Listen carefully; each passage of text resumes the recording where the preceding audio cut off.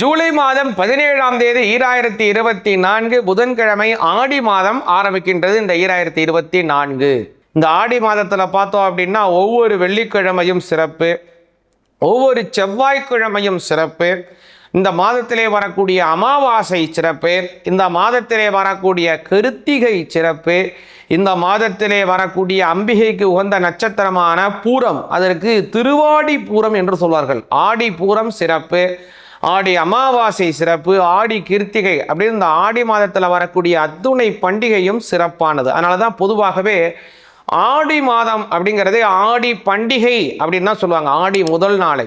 அதனால் இந்த ஆடி மாதம் ரொம்ப சிறப்பு வாய்ந்தது. இன்னொரு சிறப்பு என்ன அப்படின்னா, இந்த ஆடி மாதத்திலிருந்து தான் நம்மளுடைய குறிப்பாக நம்மளுடைய தமிழகத்தில எல்லாம் பார்த்தோம் அப்படின்னா மழைகள் அதிகமாக பெய்ய ஆரம்பிக்கும், மழைகள் அதிகமாக வர்ஷிக்க ஆரம்பிக்கும்.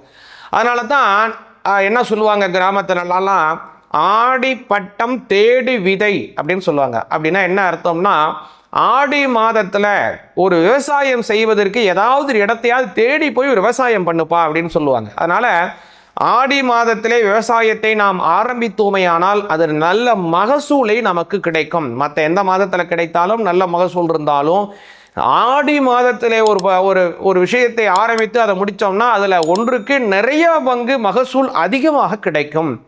அதனால் விவசாயத்தை ஆரம்பிப்பதற்கு சாதகமான ஒரு நல்ல மாதமாக ஆடி மாதம் வருது.